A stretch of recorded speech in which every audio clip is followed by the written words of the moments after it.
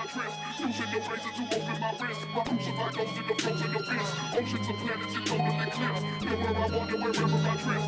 Using your razor to open my wrist. Alright, what's up people? Welcome to the first part of my mini-series Making a Comic Page. Today we are going to be talking about drawing or penciling a comic page before putting on the inks. So I'm going to show you the process of me drawing a page. So without further ado, let's roll guys.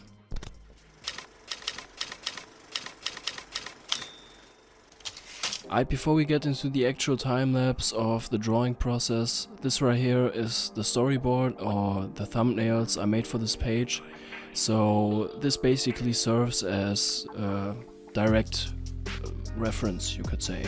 Quick note on the side, guys, never sleep on making your thumbnails.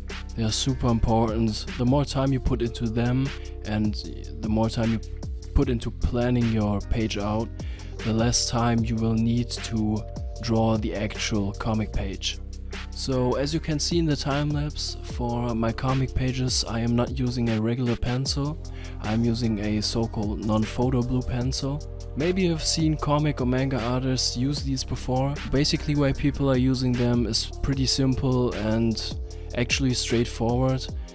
In pretty much any art program or any photo editing program, you can just easily fade the blue out. Yeah, so after you've drawn your artwork and inked it, you can scan it, and in your art program you can, as I said, enable the blue color, so you just stay with the ink, with the blacks you've made. The very huge advantage you gain by doing that is that you simply don't have to erase your pencils after you've done your ink. Yeah, that means basically if you don't erase your pencils, you don't have to worry about smudging or potentially fading out your ink when you're erasing. So for me that's a huge plus, and I can just recommend using these pencils or the color, you know. But after all, you gotta decide what you're comfortable with and make the experiences. If you're comfortable drawing your pages with regular pencils or with any color, do it as you please. Man, if the results are good, then I guess it doesn't really matter. Just do what is the most time saving for you, and also, as I said, what you're comfortable with, you know. It's as simple as that. Alright, so what am I actually drawing here? Right here I'm drawing a scene which contains an interaction, or more likely a conversation, of the main character and yeah, the sidekick, you could say.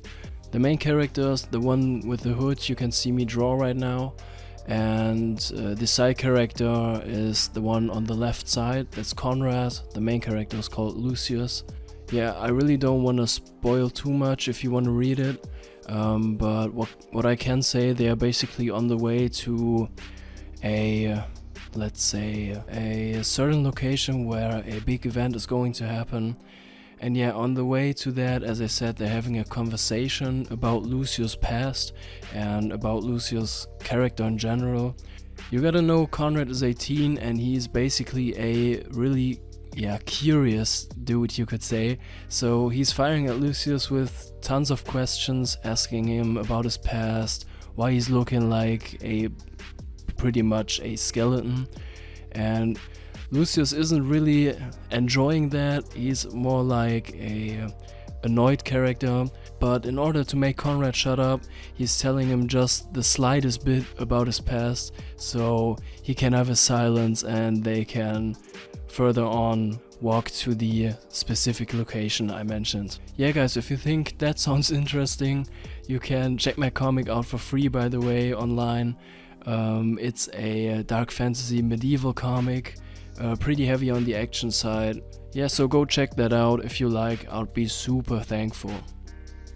A very quick advice from my side when you're penciling your comic pages: if you don't have a lot of experience when it comes to making comics and sketching the pages or drawing the pages before you're inking it,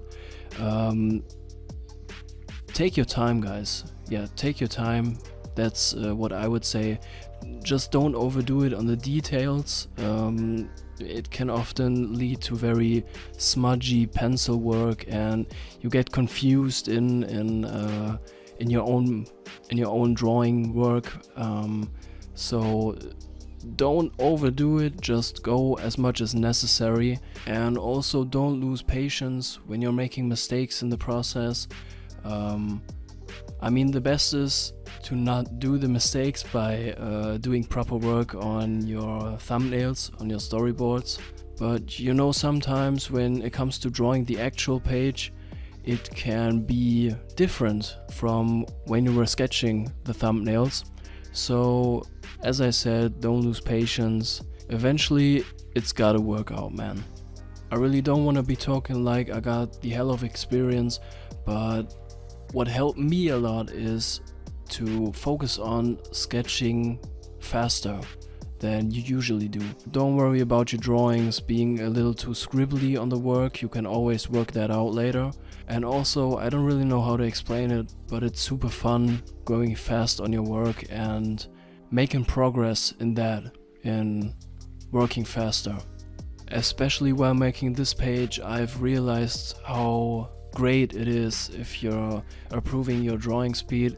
Okay, maybe I was going a little faster on this page because of the recording of it, but nonetheless, this was a record for me. I've done this page in probably 1 hour. So yeah, folks, that's basically all I have to say right now to drawing a comic page, sketching a comic page. I will just let some music play over the rest of the time lapse, and in the end we see each other for the final result.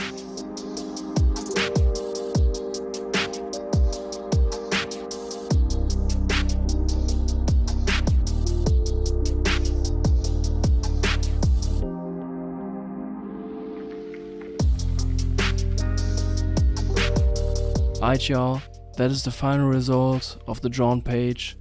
I'm pretty happy with it, how it turned out. As you can see on the last 2 panels, I have to adjust it a bit later, digitally, after I've scanned it. But yeah guys, that is it for today's video. Like, comment, subscribe, all of that. And we hopefully see each other in the next one. Peace out y'all.